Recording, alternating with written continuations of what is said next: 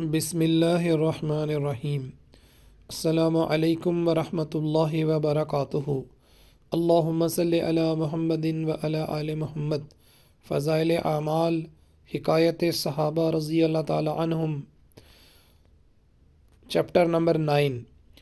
حضور صلی اللہ علیہ وآلہ وسلم کی فرما برداری اور امتثال حکم، اور یہ دیکھنا کہ حضور صلی اللہ علیہ وسلم کا منشا مبارک کیا ہے۔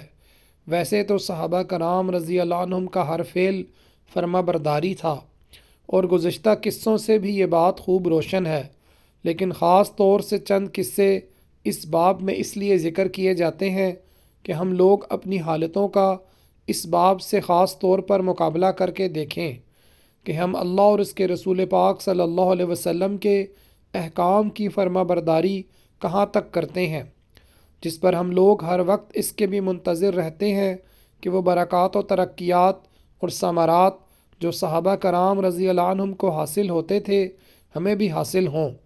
اگر واقعہ ہم لوگ اس چیز کے متمنی ہیں تو ہمیں وہ بھی کرنا چاہیے جو وہ حضرات کر کے دکھا گئے ہیں۔ حضرت عبداللہ بن عمر رضی اللہ عنہ کا چادر کو جلا دینا۔ حضرت عبداللہ بن عمر بن العاص رضی اللہ عنہ کہتے ہیں کہ ایک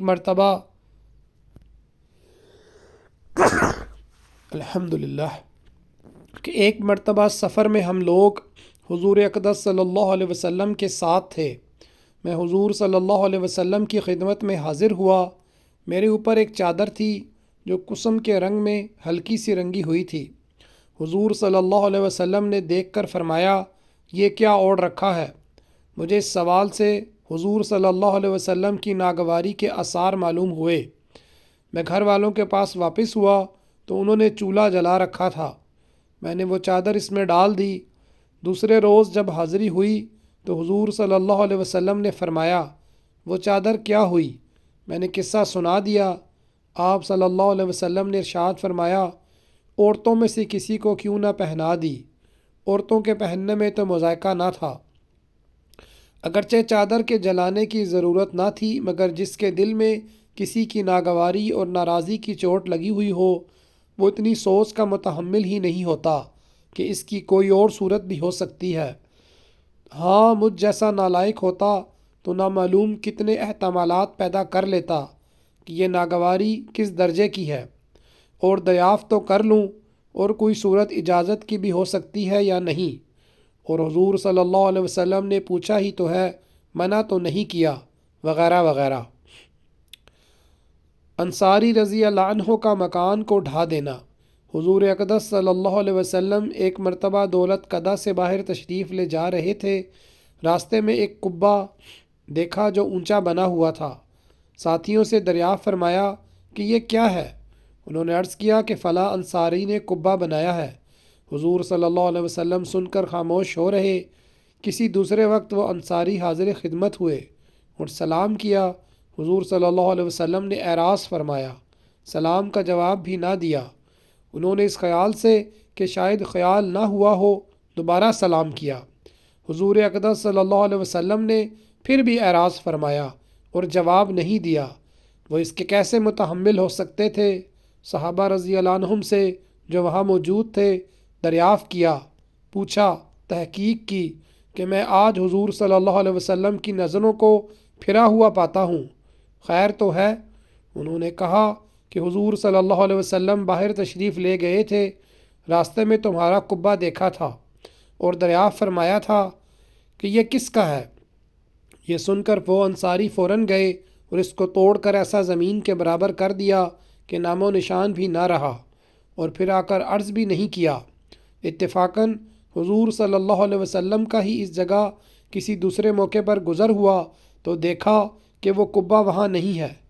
دریافت فرمایا، صحابہ رضی اللہ عنہم نے عرض کیا کہ انصاری نے حضرت صلی اللہ علیہ وسلم کے اعراض کا کئی روز ہوئے ذکر کیا تھا۔ ہم نے کہہ دیا تھا کہ تمہارا قبہ دیکھا ہے، انہوں نے آ کر اس کو بالکل توڑ دیا۔ حضور صلی اللہ علیہ وسلم نے ارشاد فرمایا کہ ہر تعمیر آدمی پر وبال ہے، مگر وہ تعمیر جو سخت ضرورت اور مجبوری کی ہو۔ یہ کمال عشق کی باتیں ہیں۔ ان حضرات کو اس کا تحمل ہی نہیں تھا کہ چہرہ انور کو رنجیدہ دیکھیں یا کوئی شخص اپنے سے حضور صلی اللہ علیہ وسلم کی گرانی کو محسوس کرے۔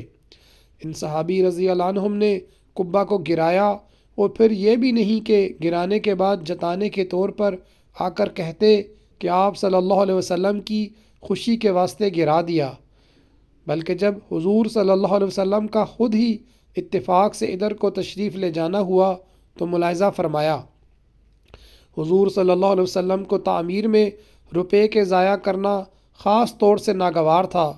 بہت سی احادیث میں اس کا ذکر آیا ہے۔ خود ازواج مطہرات کے مکانات کھجور کی ٹہنیوں کے ٹٹے تھے جن پر ٹاٹ کے پردے پڑے رہتے تھے تاکہ اجنبی نگاہ اندر نہ جا سکے۔ ایک مرتبہ حضور صلی اللہ علیہ وسلم کہیں سفر میں تشریف لے گئے۔ حضرت ام سلمہ رضی اللہ عنہا کو کچھ ثروت حاصل تھی۔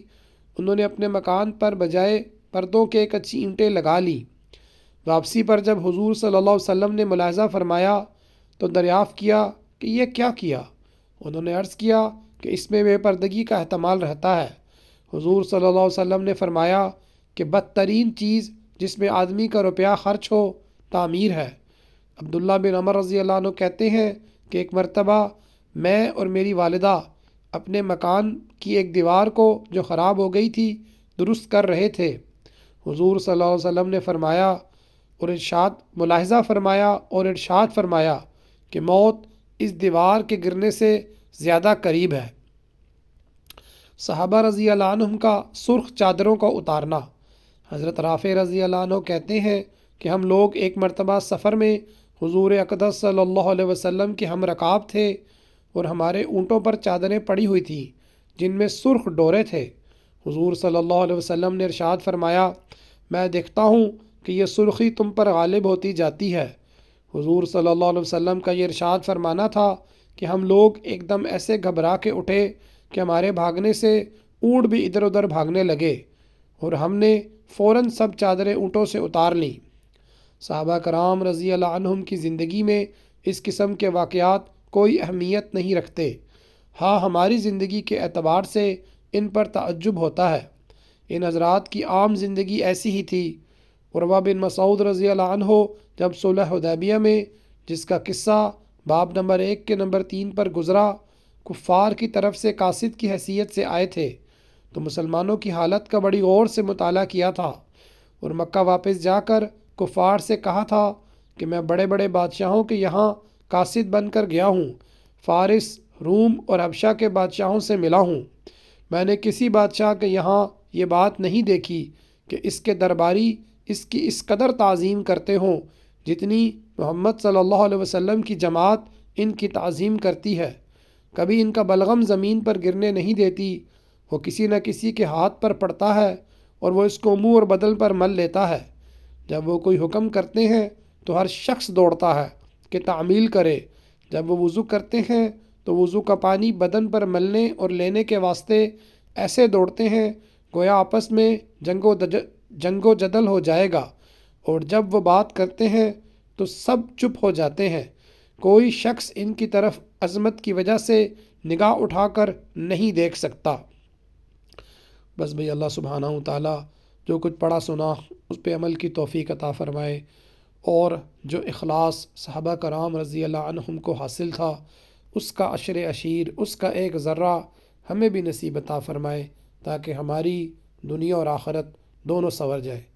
آج کے لیے اتنا ہی، انشاءاللہ آئندہ کے لیے جاری ہے۔ جزاک اللہ خیرہ۔